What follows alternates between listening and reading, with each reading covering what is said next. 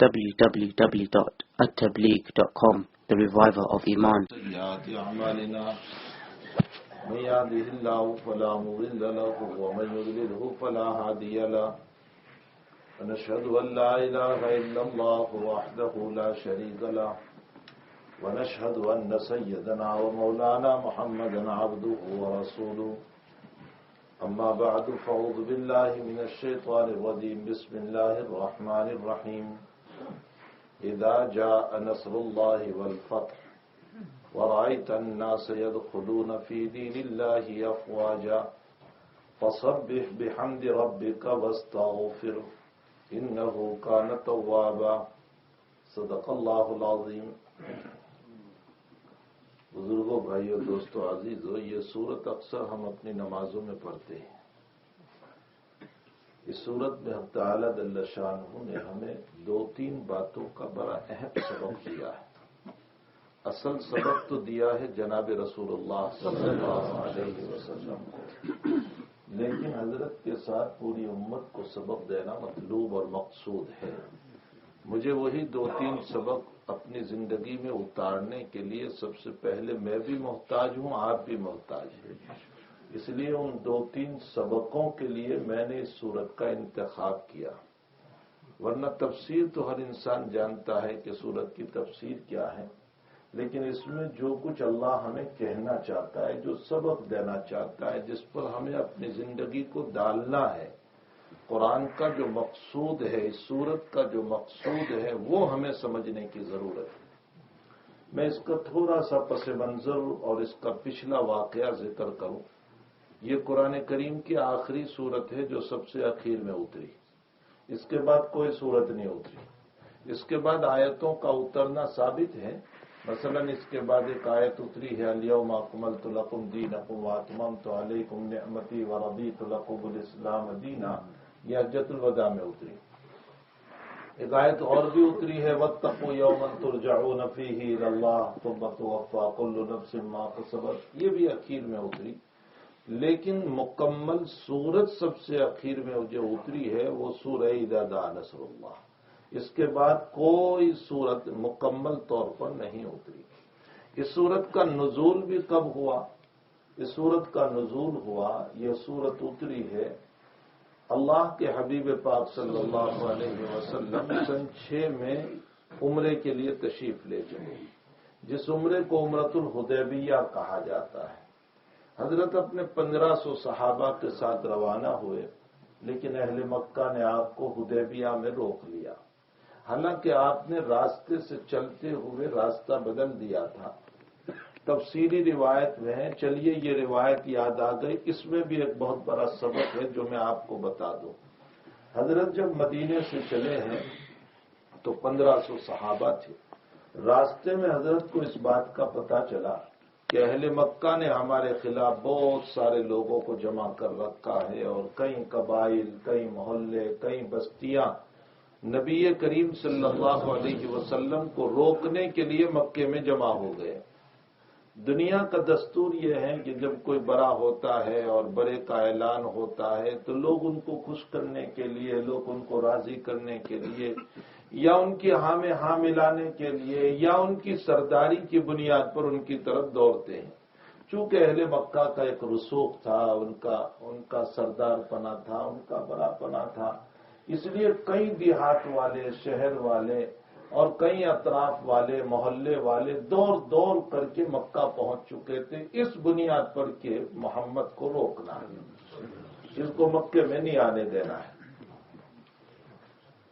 حضرت کو جب راستے میں پتہ چلا تو اولاً تو حضرت کو اس بات کا علم ہوا کہ اہل مکہ نے ہمارے خلاف کچھ آدمیوں کو راستے میں بھی بھیجے ہیں، اور اس کی قیادت اور سرداری کر رہا ہے خالد بن ولید رضی اللہ تعالیٰ عنہ. اس وقت ایمان نہیں لائے تھے. فرمایا کہ یہ مکہ سے خالد کچھ لوگوں کو لے کر نکلا ہے اور راستے ہی سے ہمیں روکنے والا ہے.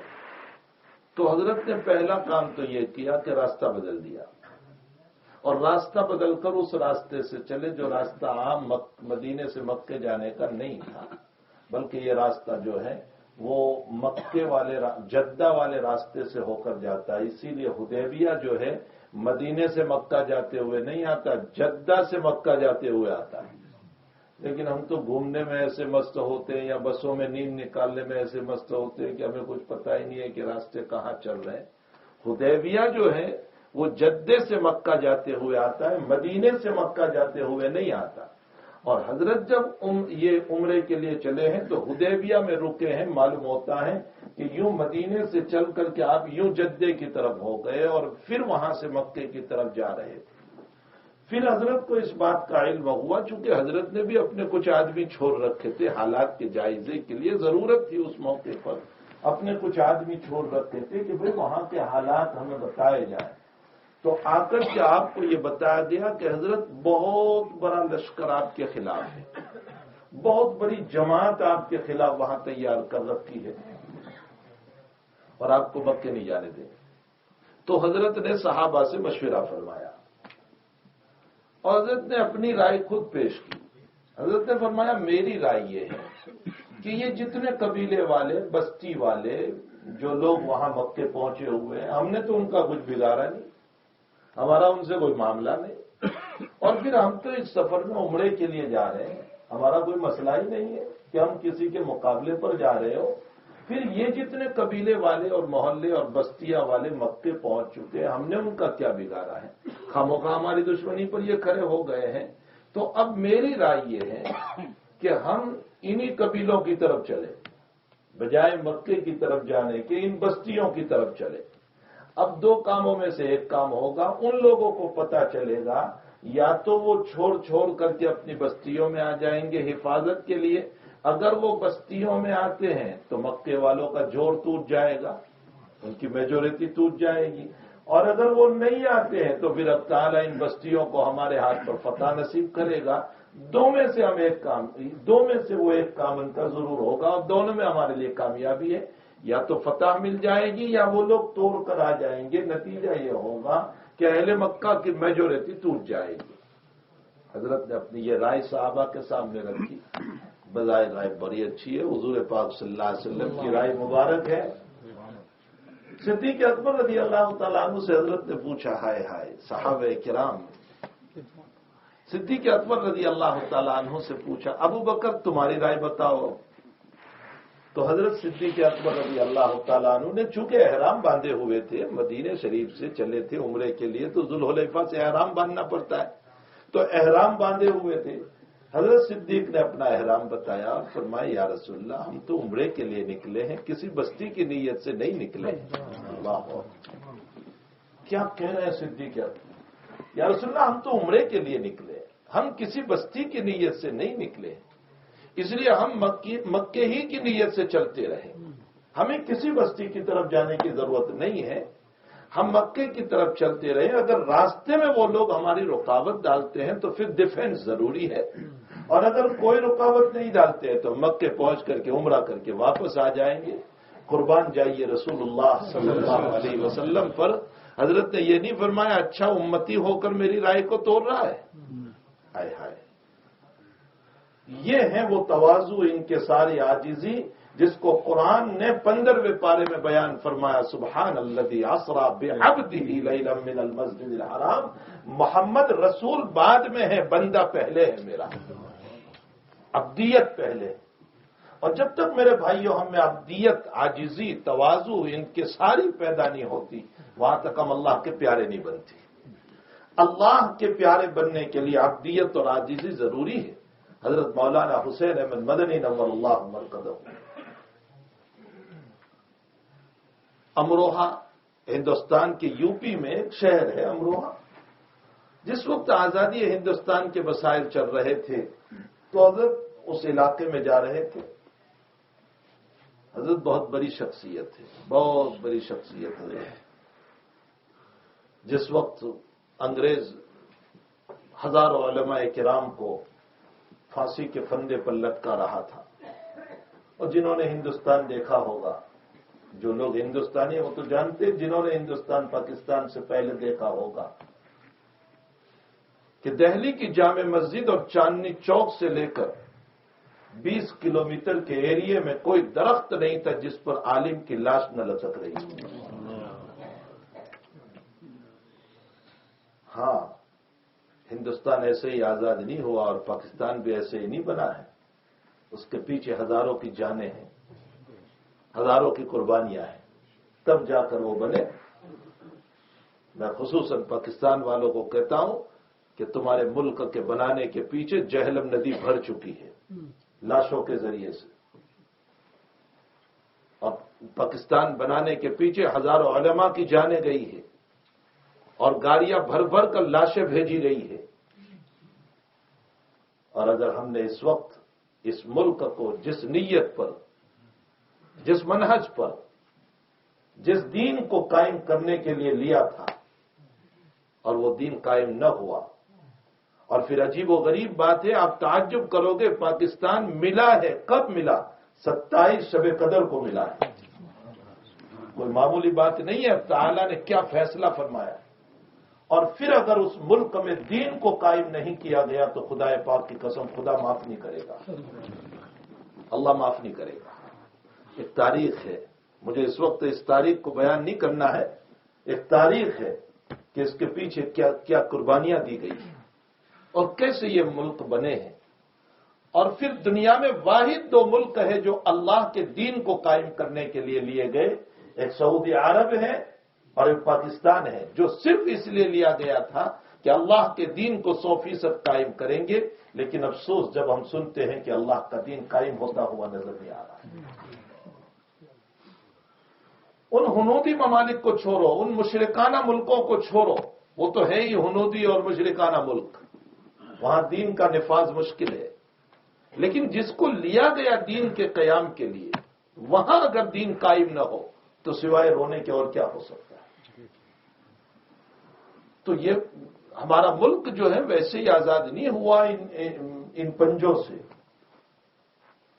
جب حضرت نے فتویٰ دیا تھا کہ ان لوگوں کی فوج میں بھرتی کرنا حرام ہے، کیوں؟ اس لیے کہ یہ لوگ ہم پر ظلم کرتے ہیں تو ظالم کا تعاون ہوگا، اور ظالم کے تعاون کی ہدایت نہیں ہو سکتی، یہ فتویٰ دیا تھا۔ تو لاہور کی کورٹ میں حضرت کو بلایا گیا، اور لاہور کی کورٹ میں جج نے آپ سے پوچھا، حضرت مدنی علیہ الرحمہ سے، کہ آپ نے یہ فتویٰ دیا ہے؟ فرمایا دیا تھا اور دیتا ہوں، دیا تھا اور دیتا ہوں۔ فرمایا انجام معلوم ہے؟ تو حضرت نے اپنی تھیلی کے اندر سے اپنا کفن نکالا اور فرمایا بس یہی تو ہوگا کہ مجھے پھانسی دی جائے گی، حسین احمد اپنا کفن ساتھ لے کر آیا ہے۔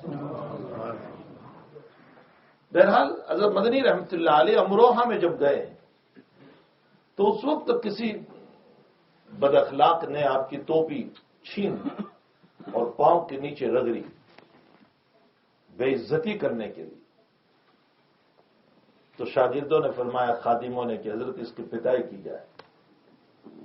حضرت نے فرمایا نہیں نہیں، اس کو کچھ نہ کہو، اس نے تو صرف میری ٹوپی رگڑی ہے، ورنہ حسین احمد اس لائق ہے کہ اس کو بھی رگڑا جائے۔ یہ ہے وہ تواضع، یہ وہ انکسار۔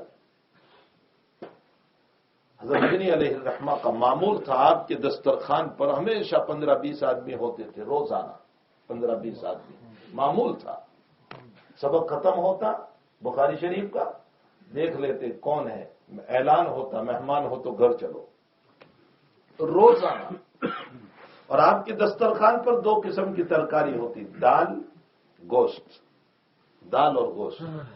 ایک مرتبہ مہمان کھاتے کھاتے آپ سے سوال کر رہا ہے کہ حضرت نبی کے دسترخوان پر بھی کبھی 2 قسم کی ترکاری بنی ہے؟ آپ نے 2 قسم کی ترکاری بنائی؟ یہ حدیث سے ثابت ہے 2 قسم کی ترکاری، کیا جائز ہے؟ یہ کہنے کا مطلب اس کا یہ تھا۔ حضرت نے 40 سال بخاری شریف پڑھائی، 12 سال تو مزار اقدس کے سامنے بیٹھ کر پڑھائی صلی اللہ علیہ وسلم۔ اور جب نبی علیہ السلام کا نام نامی آتا تو یوں نہیں کہتے تھے کہ قال رسول اللہ، فرماتے تھے قال صاحب هذا القبر، اس قبر والے نے فرمایا، اس قبر والے نے فرمایا۔ امام بخاری رضی اللہ تعالیٰ عنہ نے بخاری شریف میں کتاب الاطعمہ میں باب قائم کیا ہے کہ 2 قسم کی ترکاری بنانا جائز ہے۔ چلو آپ کے لیے بھی ایک سبق مل جائے گا، 2 قسم کی ترکاری بنانا جائز ہے۔ اور روایت لے آئے کہ نبی کریم صلی اللہ علیہ وسلم نے ایک مرتبہ کھیرا، ککری جس کو ہم بولتے ہیں، اور کھجور، ان دونوں کو تناول فرمایا. تو کھیرا ایک ترکاری ہو گئی، ککری ایک ترکاری ہو گئی، اور کھجور دوسری ترکاری ہو گئی. اس سے ثابت کیا کہ دو قسم کی ترکاری جائز ہے. اگر یہ اسراف ہوتا تو حضرت کوئی ایک چیز تناول فرماتے، دوسری چیز چھوڑ دیتے کہ چلو اس کو نہیں کھانا ہے، ایک کھا لو، کھجور کھا لو یا ککری کھا لو، دوسری رہنے دو. لیکن ایسا نہیں، حضرت نے دونوں تناول فرمائے. اور علماء نے اس میں حکمت بھی لکھی ہے کہ کھجور گرم ہے، ککری ٹھنڈی ہے. دونوں کو ملانے سے جو ہے انسان کی طبیعت میں اعتدال رہتا ہے. تو دو قسم کی ترکاری ثابت ہے حدیث شریف میں. امام بخاری نے یہ بات قائم کیا ہے کہ جائز ہے. جس شخصیت نے 40 سال بخاری شریف پڑھائی تھی، اس کے سامنے یہ باب تھا بخاری کا، اس کے سامنے یہ روایت بھی تھی. وہ حدیث کے ذریعے سے جواب بھی دے سکتے تھے کہ ہاں جائز ہے، تو کون پوچھنے والا، سنت ہے یہ.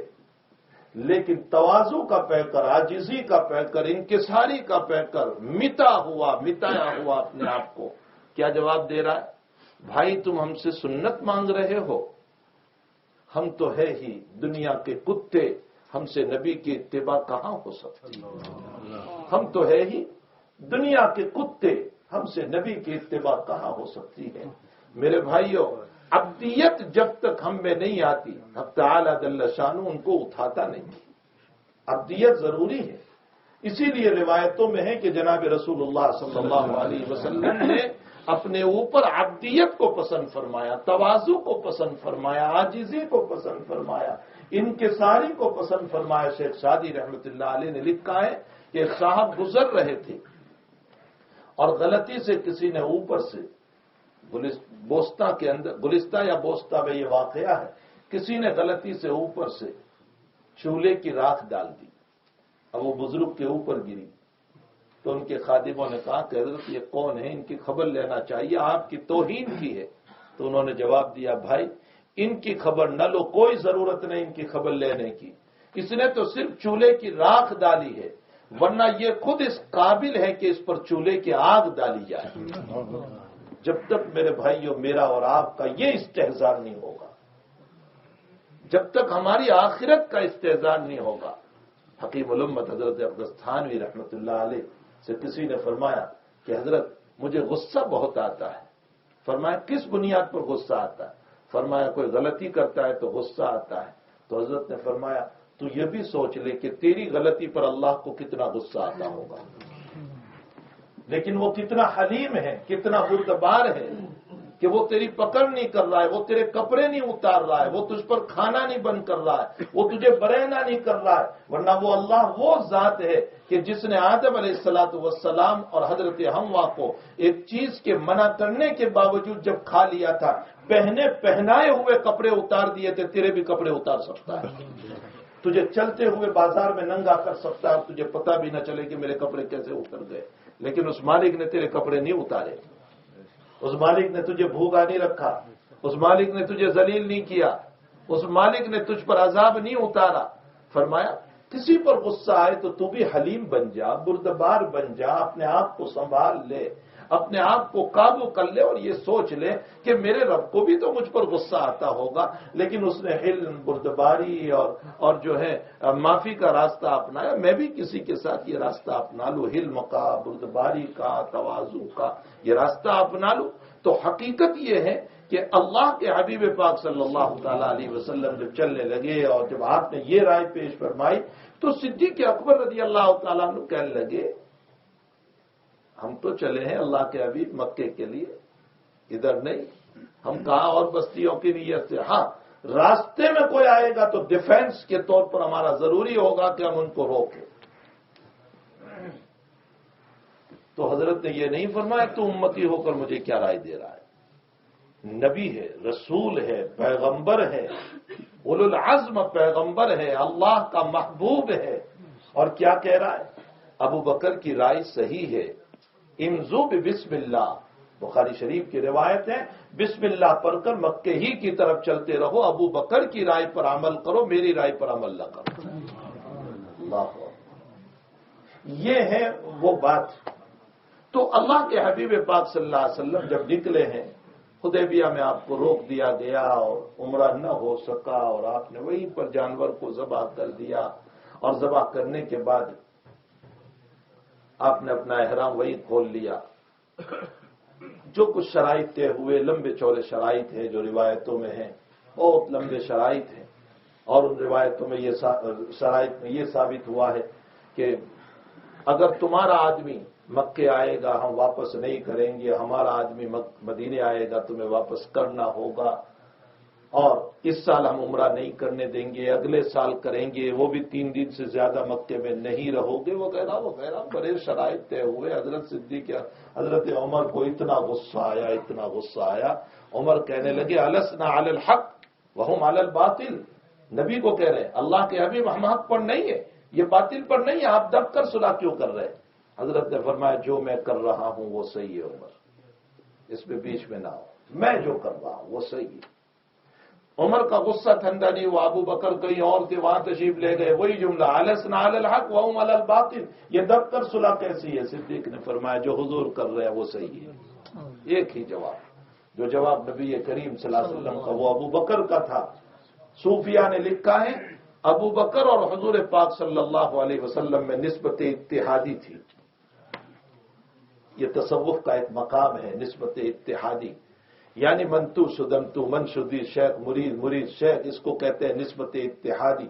تو نسبت اتحادی حاصل تھی صدیق اکبر رضی اللہ تعالیٰ عنہ کو نبی کریم صلی اللہ علیہ وسلم کے ساتھ۔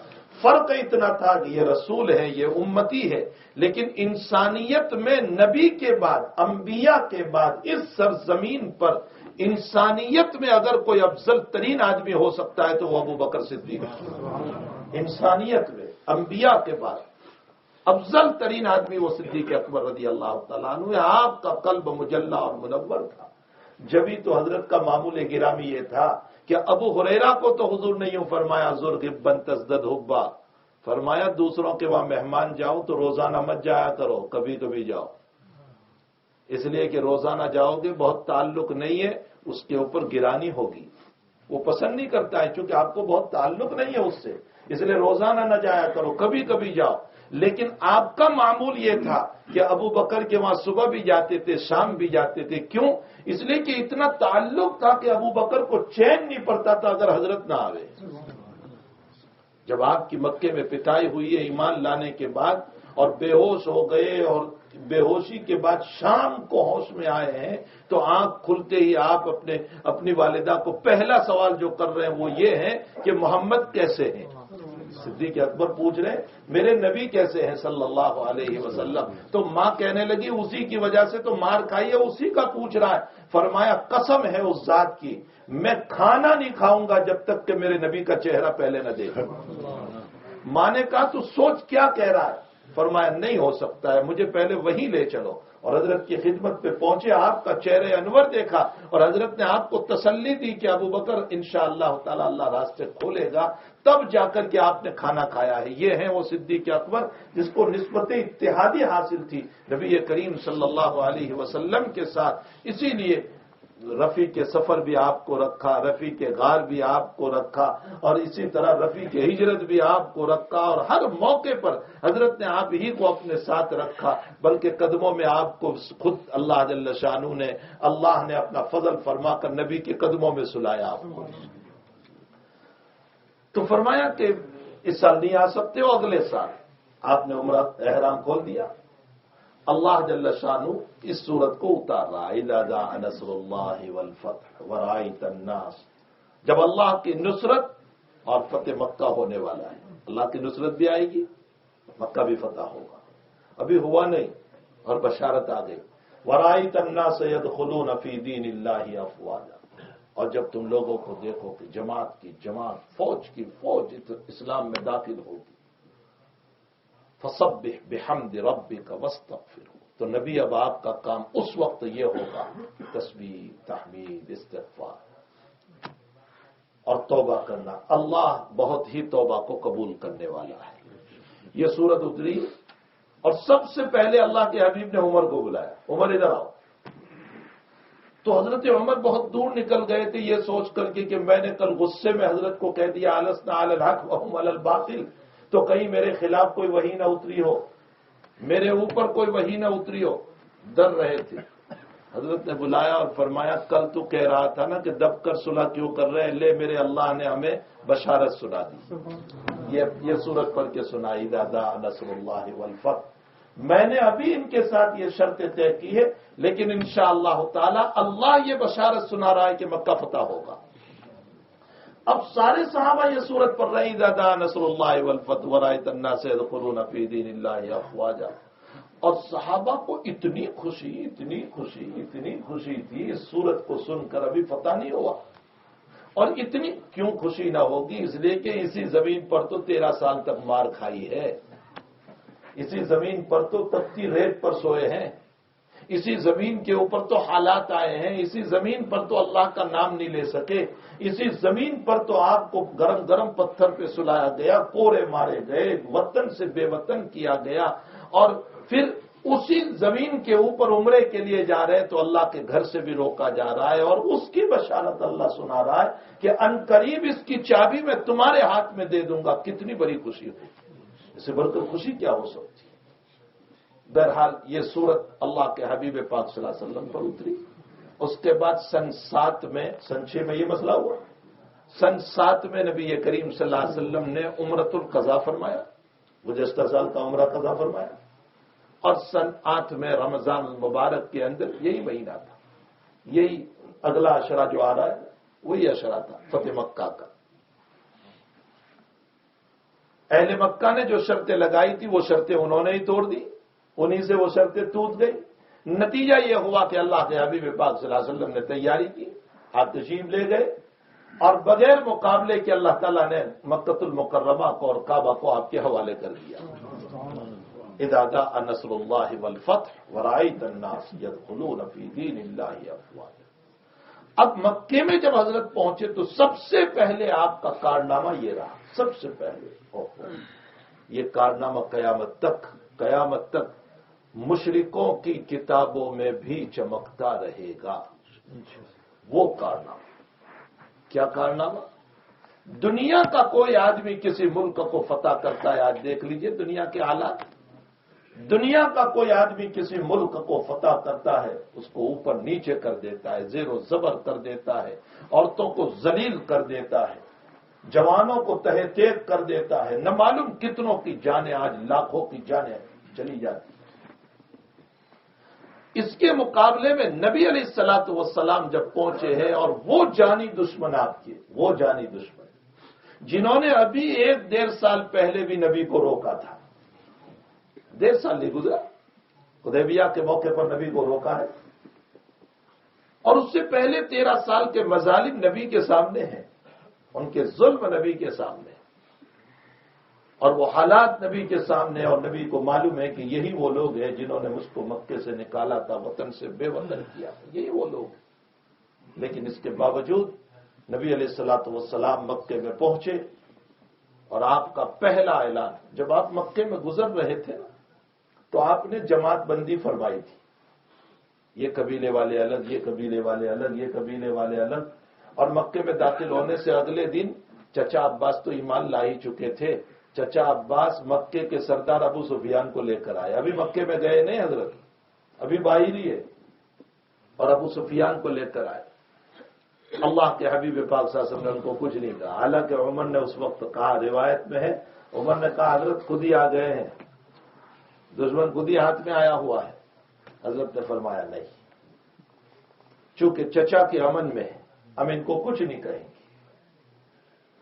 اور چچا سے فرمایا کہ کل کو ہم جس راستے سے چلنے والے ہیں وہاں جہاں تنگ راستہ ہو، ذرا سا تنگ راستہ ہو، وہاں تم ابو سفیان کو لے کر کھڑے رہنا تنگ راستے پر، اس لیے یہ سائیکولوجی مسئلہ تھا حضرت، تو سائیکولوجی مسائل کے اندر بھی، اسی لیے میں جگہ جگہ علماء کو بھی کہتا ہوں، پڑھانے والوں کو بھی، مدرسین کو بھی، معلمین کو بھی، امیروں کو بھی، بڑوں کو بھی میں کہتا ہوں کہ نبی کے سائیکولوجیکلی مسائل کو اپناؤ، خدا پاک کی قسم تم سے علم لینے والا تابع ہو جائے گا تمہارے۔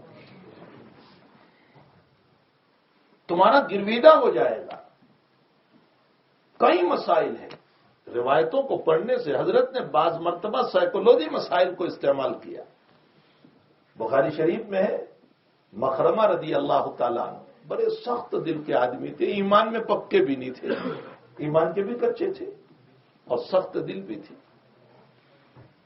بحرین سے مال آیا تھا اور حضرت نے اس مال کو تقسیم فرمایا.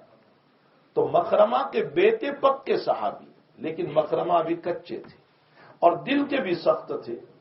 اپنے بیٹے کو لے کر آئے اور کہا چلو محمد کے پاس صلی اللہ علیہ وسلم، مال آیا ہے ہمیں بھی ملے گا. مسجد نبوی سے باہر وہاں کھڑے رہے اور وہاں کھڑے رہ کر زور زور سے اپنے بیٹے کو کہہ رہے جاؤ محمد کو میرے پاس بلا کر لاؤ. تو بیٹا کہہ رہا ہے ابا جی آپ جائیں گے نبی کے پاس یا نبی آپ کے پاس آئیں گے؟ فرمایا جا جا میں کہہ رہا ہوں نا نبی کو بلا کر لایا. اب کتنے سخت ہوں گے، پھر ایمان کے بھی کچے. بیٹے نے کہا اچھی بات ہے، باپ کا حکم تھا. بہرحال بیٹا بلانے چلا. حضرت اپنے حجرے شریفہ میں جہاں بھی آرام فرمائے، جہاں بھی حجرے شریفہ میں آرام فرمائے، اسی کمرے کے اندر حضرت تشریف فرماتے. حضرت عائشہ رضی اللہ تعالیٰ عنہ کے ساتھ ساری باتیں مخرمہ کی سنی. اور بیٹا دروازے پر آئے اس سے پہلے حضرت خود بہترین قسم کا آبا پہننے کا اپنے ہاتھ میں لے کر چلے اور بیٹا سامنے آ گیا. فرمایا یا رسول اللہ صلی اللہ علیہ وسلم میرا باپ ہے اور وہ آپ کو بلا رہا ہے. میں نہیں پسند کرتا تھا کہ میں آپ کو بلاؤں، لیکن اب باپ جبر کر رہا ہے تو میں آپ کو بلانے آیا. تو حضرت نے فرمایا کوئی حرج نہیں یا بنیا، میرے بیٹے کوئی حرج نہیں، اگر تیرا باپ بھی مجھے بلائے تو محمد وہاں بھی آنے کے لیے تیار ہے.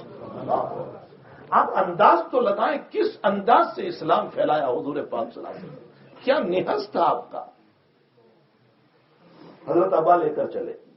بخاری شریف میں ہے کہ جہاں مخرمہ کھڑے تھے وہاں پہنچے، یوں ہاتھ میں ابا ہے. حضرت نے فرمایا خبات لک یا مخرمہ، خبات لک یا مخرمہ. مخرمہ میں تمہارے انتظار ہی میں تھا کہ تم آئیں گے تو میں تمہیں دوں گا. میں نے چھپا کر رکھا تھا اس کو. بہت اچھی چادر جو ہے نا میں نے میرے مخرمہ کے لیے نکال کر رکھی تھی کہ میرا مخرمہ آئے گا تو میں اس کو ہدیہ کروں گا. مخرمہ پانی پانی ہو گئے حضور پاک صلی اللہ علیہ وسلم کے ان الفاظ کو سن کر کہ میں اتنا سخت ایمان کا کچا اور نبی میرے لیے ایک چادر چھپا کر کے رکھ رہے ہیں، ابا چھپا کر کے رکھ رہے ہیں. اور میں جب آیا تو حضرت میرے لیے خود ہی لے کر کے آ گئے اور فرمایا میں نے تمہارے لیے چھپا کر رکھی ہے. روایتوں میں ہے مخرمہ فرماتے اس کے بعد میں نے میرے نبی کو کبھی نظر بھر کر اونچا دیکھ کر نہیں دیکھا. کیا ایمان آ گیا آپ کے دل.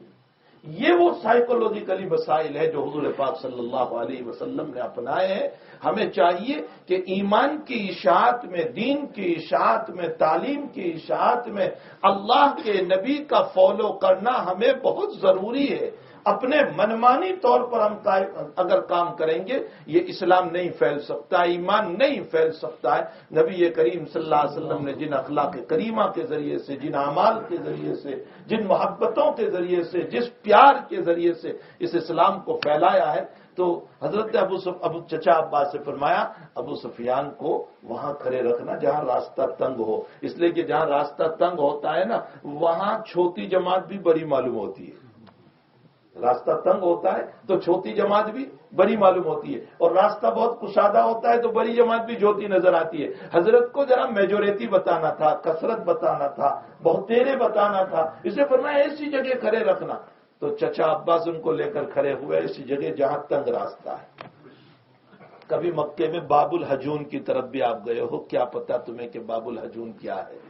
آج بھی وہ بور وہاں لگا ہوا ہے جہاں سے نبی کریم صلی اللہ علیہ وسلم داخل ہوئے تھے، اور یہ آج اس تلاش کرتے کرتے اس مقام پر پہنچا. اور ہم وہاں پہنچ کر کے ہم نے کہا اچھا یہ وہ جگہ ہے جہاں ابو سفیان کو کھڑے رکھتے تھے اور حضرت کا یہاں سے گزر ہوا تھا، اور اسی لیے اس کو طریق ہجرہ بھی کہا جاتا ہے. وہیں سے داخل ہوئے تھے نبی کریم صلی اللہ تعالی علیہ وسلم. اب قافلے وہاں سے گزر رہے ہیں ایک کے بعد ایک، ایک کے بعد ایک، ایک کے بعد ایک. اور چچا عباس تعارف کرا رہی ہے فلاں جماعت جا رہی ہے، فلاں قبیلہ جا رہا ہے، یہ فلاں قبیلہ جا رہا ہے، یہ فلاں قبیلہ جا رہا ہے. ایک بہت بڑی جماعت آئی تو ابو سفیان پوچھنے لگے یہ بہت بڑی جماعت ہے کون ہے؟ کہا یہ انصار ہے. یہ انصار ہے، اوس اور خزرج ہے، یہ جنہوں نے مدینے میں حضرت کو بلایا اور حضرت کا تعاون کیا اور مدد کی، یہ وہ لوگ ہیں۔ اور انصار کا جھنڈا سعد بن عبادہ رضی اللہ تعالیٰ عنہ کے ہاتھ میں تھا۔ ہر جماعت کا اپنا ایک جھنڈا تھا، تو سعد بن عبادہ کے ہاتھ میں جھنڈا تھا۔ سعد بن عبادہ نے ابو سفیان کو پہچان لیا تو ذرا جوش میں کہہ دیا، الیوم یوم الملحمہ، آج تو لڑائی کا دن ہے، ہم بھی دیکھ لیں گے، اب تم نے ہمیں بہت مارا ہے، آج ہم تمہاری چمڑی ادھیڑ دیں گے۔ کہنے کا مطلب یہ تھا آج ہم تمہاری چمڑی ادھیڑ دیں گے۔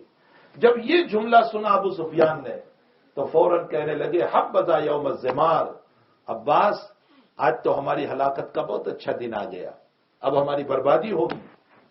اتنے میں پیچھے سے ایک جماعت آئی، چھوٹی سی جماعت تھی، جس میں ابو بکر تھے، عمر تھے، عثمان تھے، علی تھے، اور بیچ میں نبی کریم صلی اللہ علیہ وسلم تھے۔ جب حضرت وہاں سے چلے تو ابو سفیان نے کہا، محمد 2 منٹ مجھے آپ سے بات کرنا ہے۔ ابو سفیان آئے، فرمایا ابھی جو تمہاری جماعت گزری انصار کی، انہوں نے ہمارے ساتھ لڑائی کا کہا، انہوں نے ہمیں مارنے کا کہا، انہوں نے ہماری چمڑی ادھیڑنے کا کہا، انہوں نے ہمیں قتل کرنے کا کہا۔ اللہ کے حبیب نے فرمایا نہیں ہو سکتا، یہ ہو نہیں سکتا۔ آپ نے سعد بن عبادہ کو بلایا، حالانکہ انصار کے سردار بہت بڑے آدمی، حضرت نے ان کو بلایا، فرمایا سعد تم نے غلط کہا۔ فرمایا الیوم، حضرت نے خود ہی اس جملے کو بدل دیا، الیوم یوم الملحمہ نہیں، لحم نہیں، قتل نہیں، الیوم یوم المرحمہ، آج تو رحمت کا دن ہے، ہم رحمت بچھاوت کرنے والے ہیں۔ الیوم تقصی الکعبہ، آج تو ہم کعبہ پر گلاب چرائیں گے۔ الیوم تعز اللہ قریش، آج تو اللہ قریشیوں کو عزت دینے والا ہے، آج تو ہم مکہ والوں کو عزت دینے والے۔ یہ تم نے کیا کہہ دیا؟ میں بین بخاری شریف کے الفاظ پڑھ رہا ہوں۔ فرمایا آج تو اللہ عزت دینے والا ہے، لاؤ جھنڈا لاؤ۔ جھنڈا ان کے ہاتھ سے لے لیا۔ لیکن سعد بہرحال بڑے آدمی تھے، انصار کے سردار ہیں، مدینے کے سردار ہیں، ان کو برا نہ لگے، اس لیے حضرت نے جھنڈا اٹھا کر ان کے بیٹے کو دے دیا۔ سائیکولوجی دیکھیے، تاکہ سعد ناراض بھی نہ ہو جائے اور ذرا تنبیہ بھی ہو جائے۔ جھنڈا دے دیا اور اب مکے میں داخل ہوئے، اور سب سے پہلا کام جو نبی کریم صلی اللہ علیہ وسلم نے مکے میں داخل ہونے کے بعد فرمایا کہ آج جو کعبۃ اللہ میں داخل ہو جائے گا ہماری طرف سے امن ہے، ہم اس کو کچھ نہیں کریں گے۔ دوسرا اعلان آپ کا ہوا، آج جو ابو سفیان کے مکان میں داخل ہو جائے گا اس کو بھی امن ہے۔ یہ سائیکولوجیکلی مسئلہ تھا۔ جب حضرت نے یہ اعلان کیا کہ کعبۃ اللہ میں داخل ہوگا اس کو امن ہے، تو چچا عباس نے کان میں آ کر کہا تھا کہ حضرت ابو سفیان مکے کے سردار ہیں، ان کو کوئی ایوارڈ دے دو، آپ کوئی تمغہ دے دو، اس لیے کہ سرداری بہرحال ان کی طبیعت میں ہے، ان کو کوئی ایوارڈ مل جائے تاکہ یہ خوش ہو جائے۔ تو حضرت نے یہ ایوارڈ دیا، یہ تمغہ دیا کہ جو ابو سفیان کے مکان میں داخل ہوگا اس کو بھی امن ہے۔ تو ابو سفیان کہنے لگے کہ میرا مکان اور کعبۃ اللہ برابر ہو گیا، جو وہاں داخل ہو اس کو بھی امن، میرے مکان میں جائیں اس کو بھی امن، تو میرا کتنا اونچا مقام محمد نے دے دیا۔ اسی بات پر ابو سفیان کو ایمان نصیب ہو گیا۔ یہ وہ مسائل ہیں میرے بھائیو، اللہ کے حبیب دلوں کو کیسے جیتتے تھے، لوگوں کو کیسے قریب کر لیا کرتے تھے۔ اور پھر اللہ کے حبیب پاک صلی اللہ علیہ وسلم نے پہلا کام جو کیا وہ یہ کہ ظہر کا جب وقت ہوا تو حضرت بلال کو فرمایا، بلال کعبہ پہ چڑھو اور اوپر چڑھ کر اذان دو۔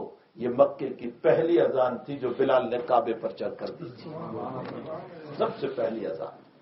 حضرت بلال رضی اللہ تعالیٰ عنہ کی آواز پورے مکے میں گونجی۔ جو ایک غلام تھا، جو سیاہ فام تھا، جس کو مارا جاتا تھا، جس کی چمڑی ادھیری جاتی تھی، جس کو ریت پر سلایا جاتا تھا، جس کو پتھروں پر کھینچا جاتا تھا۔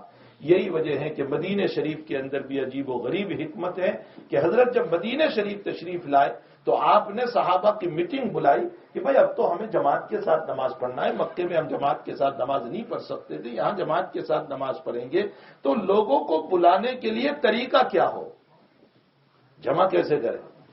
تو کسی نے کہا کہ حضرت ناقوس بجاؤ، کھوکھلا بانس اس کی آواز ہوتی ہے۔ کسی نے کہا بوم بجاؤ، کسی نے کہا کہ حضرت آگ جلا دو تاکہ لوگ دیکھ کر آ جائیں، کسی نے کہا جھنڈا لگا دو تاکہ لوگ دیکھ کر آ جائیں۔ حضرت عمر نے فرمایا محلے محلے میں جا کر الصلاۃ جامعۃ اعلان ہو کہ نماز کا وقت ہو گیا تاکہ لوگ آئیں. حضرت نے سب کو رد کر دیا، سب کو رد کر دیا. فرمایا یہ کب تک کرتے رہیں گے؟ فلاں چیز یہودیوں کی، عیسائیوں کی، فلاں فلاں فلاں سب رد کر دیا. حضرت عبداللہ ابن زید ابن عبد ربہ رضی اللہ تعالی عنہ رات میں سوئے اور آپ نے خواب دیکھا. ان کی ایک ہی روایت ہے، یہ وہ صحابی ہے جن کی ایک ہی روایت، اور وہ روایت اذان کی روایت. انہوں نے خواب دیکھا کہ فرشتوں نے آپ کو اذان اور اقامت سکھائی، یہی اذان اور یہی اقامت، اور آپ دورے دورے فجر کے موقع پر حضرت کے پاس آیا. فرمایا یا رسول اللہ میں نے خواب دیکھا. فرمایا اللہ کی طرف سے بلال کو بلاؤ. یہاں سوال یہ ہوتا ہے کہ خواب عبداللہ ابن زید نے دیکھا ہے تو اذان کے لیے مؤذن بھی تو انہی کو مقرر کرنا چاہیے تھا. جنہوں نے خواب دیکھا تمغہ انہی کو ملے، عہد انہی کو ملے، مؤذن وہی بنے. بلال کو کیوں مؤذن بنایا؟ محدثین جواب یہ دیتے ہیں کہ عبداللہ ابن زید کی آواز بلند نہیں تھی، بلال کی آواز بلند تھی، اونچی آواز والے تھے، اس لیے بلال کا انتخاب فرمایا.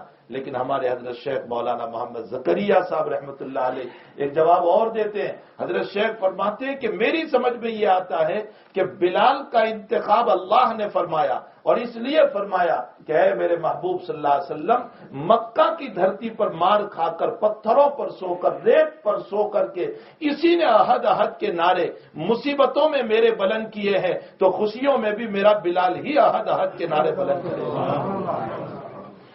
اس پر حضرت بلال رضی اللہ تعالیٰ عنہ کا انتخاب اذان کے لیے ہوا. یہ حضرت شیخ رحمۃ اللہ علیہ نے اس روایت کے اوپر جواب دیا ہے.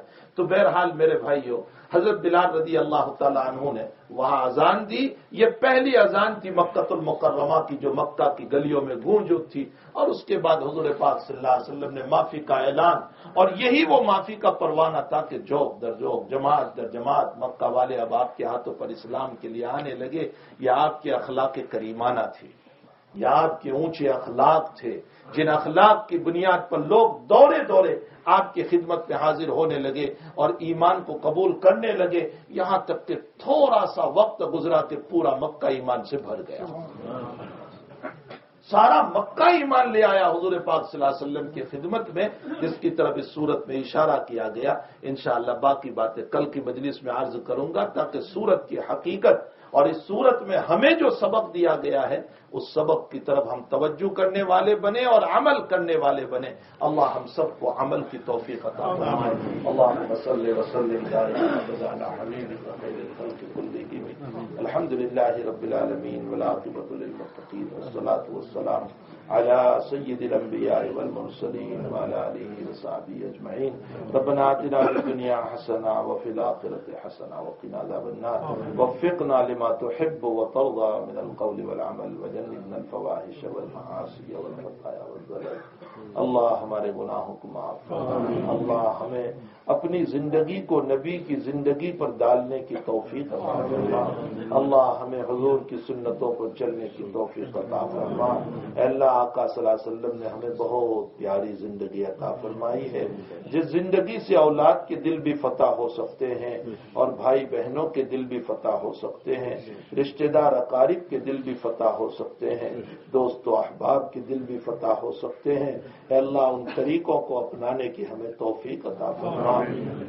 اے اللہ تیرے حبیب نے ہمیں جو پیارے پیارے طریقے سکھائے ہیں ان طریقوں پر ہم سب کو چلنے کی توفیق عطا فرما. اے اللہ وہ حلم کا پیکر تھا، وہ بردباری کا پیکر تھا، اے اللہ وہ اخلاص و تواضع والا تھا، ہمیں بھی اخلاص عطا فرما، للہیت عطا فرما، حلم عطا فرما، بردباری عطا فرما. اے اللہ عبدیت نصیب فرما، عاجزی نصیب فرما، تواضع نصیب فرما. الہ العالمین ہماری حقیقت مٹی ہے اور ہمیں مٹی ہی میں سونا ہے، اور اے اللہ مٹی میں تواضع ہے. اللہ ہمیں اس مٹی کے ذریعے سے تواضع سیکھنے کی ہم سب کو توفیق عطا فرما. اے اللہ ہمارے بیماروں کو شفا عطا فرما، ہمارے مرحومین کی مغفرت فرما. اے اللہ مقروضوں کے قرض کی ادائیگی کی صورتیں پیدا فرما. اس مجمع کی مغفرت فرما، اس مجمع میں بیٹھنے والوں کی مغفرت فرما. جتنی عورتیں گھروں پر بیٹھ کر سن رہی ہے اللہ ان سب کی مغفرت فرما. اے اللہ اس ملک کے مسلمانوں مسلمانوں کی مغفرت فرما، اس ملک کی حفاظت فرما، اللہ اس ملک کی حفاظت فرما۔ اے اللہ ہمارے جوان جو غلط راستوں پر چل رہے ہیں ان کو صحیح ہدایت نصیب فرما۔ اے اللہ جس ملک میں رہتے ہیں ان کے قانون کی پابندی کی توفیق عطا فرما۔ اے اللہ غلط راستوں سے ہماری حفاظت فرما، اخلاق رذیلہ سے ہماری حفاظت فرما۔ اللہ سب کے کاروبار میں برکت عطا فرما، سب کے جاب میں برکت عطا فرما، روزی روٹی میں برکت عطا فرما، کمائی میں برکت عطا فرما۔ اے اللہ حلال روزی ہم سب کو عطا فرما، حرام سے ہم سب کی حفاظت فرما، حلال کے دروازوں کو خوب کھول دے، حرام کے دروازوں کو ہم پر بند فرما دے۔ اے اللہ تیرے حبیب نے صلی اللہ علیہ وسلم نے جو طریقے حلال کے ہمیں سکھائے ہیں، اے اللہ ان طریقوں کو اپنانے کی اور حلال روزی کمانے کی ہم سب کو توفیق عطا فرما، اور تیرے حبیب نے حرام کے جتنے طریقے بتائے ہیں ان طریقوں کو سیکھ کر ان حرام روزی سے اپنے آپ کو بچانے کی توفیق عطا فرما۔ ہمارے بچوں کی اصلاح فرما، ہماری عورتوں کی اصلاح فرما، ہمارے گھر والوں کی اصلاح فرما۔ اللہ سب کی مغفرت فرما، سب کے درجات کو بلند فرما۔ اللہ ہم سب کی دعاؤں کو اپنے فضل و کرم سے اس مجلس کے مخلصین کی آمینوں کے ساتھ قبول فرما۔ آمین یا رب العالمین، وصلی اللہ علی النبی الکریم برحمتک یا ارحم الراحمین۔